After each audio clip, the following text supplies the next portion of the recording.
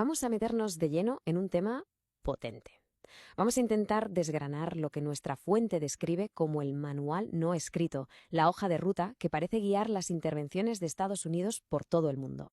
Y para empezar, una idea fuerte, la tesis central que vamos a ir explorando, y es esta, que detrás de cada defensa de la libertad, de cada gran discurso moral, lo que podría esconderse en realidad es una estrategia, mucho más fría, puramente de dominación económica. Se nos habla de una maquinaria, y es que es una maquinaria muy sofisticada. No va solo de tanques y soldados, no.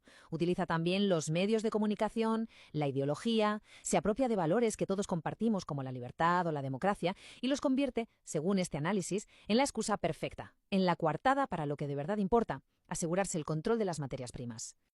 Y lo tremendo es que este patrón parece que se repite una y otra vez. Es casi como un guión trágico. Cambian los nombres, Venezuela, Libia, Irak, Nigeria, pero la historia de fondo es la misma. Son países con una riqueza natural brutal, inmensa. Y esa riqueza, en lugar de ser una bendición, se convierte en su maldición. Es lo que los pone en el punto de mira. Vale, vamos a meternos ya en el meollo del asunto, en el corazón de esta estrategia. Porque lo que se describe aquí es literalmente como un manual de instrucciones, un plan de saqueo económico en 3 pasos muy, muy claros. Y aquí están, los 3 pasos clarísimos. Es un proceso metódico, casi quirúrgico. Fijaos, primero, demonizar.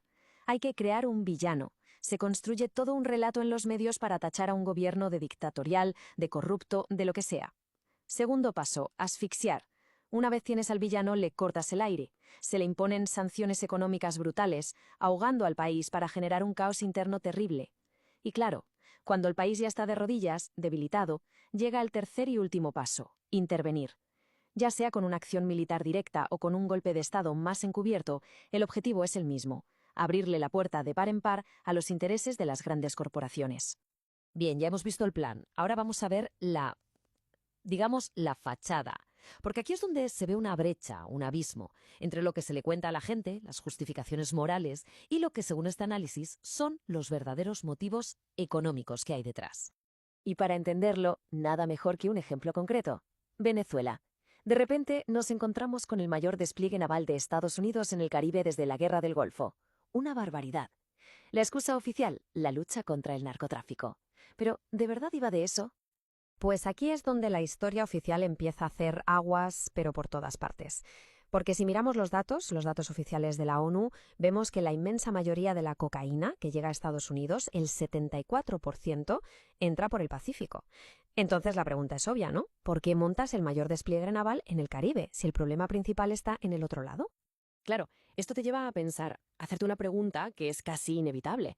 Si la misión no iba realmente de drogas, ¿podría ser que tuviera algo que ver con que Venezuela tiene las mayores reservas de petróleo del mundo? ¿O con su oro, su gas, su coltán? Y ojo, que no es un caso aislado. El patrón, como decíamos, se repite. Nos vamos a Nigeria. ¿Cuál es el pretexto aquí? La defensa de la libertad religiosa, un motivo muy noble. Pero si rascas un poco, ¿qué hay debajo según esta visión? Pues el interés por controlar al mayor productor de petróleo de toda África y, de paso, frenar la influencia de China en la región. Hasta ahora hemos hablado del cómo, del manual. Pero, ¿y las consecuencias? ¿Cuáles son las cicatrices reales que deja este plan cuando se ejecuta? Para verlo no hay que irse muy lejos. Basta con mirar a Irak y a Libia. Es que es desolador. En ambos casos se prometió libertad, democracia, pero esas promesas se convirtieron en una auténtica pesadilla. Irak, una guerra basada en armas de destrucción masiva que nunca existieron, que dejó más de 1 millón de muertos y vio nacer a ISIS. Libia, que era el país con el mayor nivel de vida de África, ahora es un estado fallido, un caos total, saqueado por su petróleo y su oro. El resultado final es siempre el mismo, países destrozados y recursos en manos de corporaciones extranjeras. Y aquí es donde el análisis da un giro, y es un giro muy cínico, pero clave. La idea es que estas guerras no son errores, no son fracasos. Al contrario, son un negocio redondo, un éxito absoluto para quienes sacan tajada, las empresas de armamento, los contratistas de defensa, los grandes bancos de Wall Street. La sangre al final se convierte en petróleo y en acciones que suben en la bolsa. Vale, hemos visto casos concretos, el manual, las consecuencias, pero todo esto nos obliga a levantar la vista y preguntar, ¿qué sistema es este? ¿Qué clase de sistema no solo permite, sino que necesita de esta estrategia global para funcionar? Bueno, la fuente que analizamos le pone un nombre muy concreto. Capitalismo armado, así lo llama. Y la definición es potente. Es un modelo económico que ya no se basa tanto en producir cosas, sino en la especulación, en el control, y aquí está la clave, en usar la fuerza militar como si fuera una herramienta económica más. O sea, la guerra no es lo que pasa cuando falla la diplomacia, es una extensión natural de los intereses financieros. Sanciones, bloqueos, invasiones son solo instrumentos económicos con un disfraz moral. Y es que, según esta visión, este sistema no podría funcionar sin la desigualdad global. La necesita. La libertad que se exporta no es para la gente, es la libertad para que las corporaciones saquen recursos sin control y para que los bancos financien las guerras que lo hacen posible. El poderío militar al final está para proteger el dólar y los beneficios de unos pocos, pasando por encima de la soberanía de quien haga falta. Y con todo esto sobre la mesa llegamos al día de hoy, a la fase actual, porque la pregunta es, ¿qué pasa cuando este modelo imperial, este capitalismo armado, empieza a dar señales de agotamiento, cuando empieza a mostrar sus grietas? Pues lo que se describe es la reacción de un imperio que siente que su dominio se tambalea, que ve cómo surgen nuevas potencias que le disputan el tablero, y en lugar de adaptarse a un mundo con múltiples polos de poder, se niega.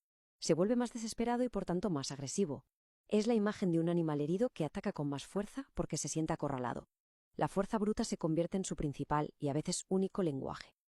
Y esto, claro, provoca una crisis moral, es que es insostenible. La contradicción es brutal.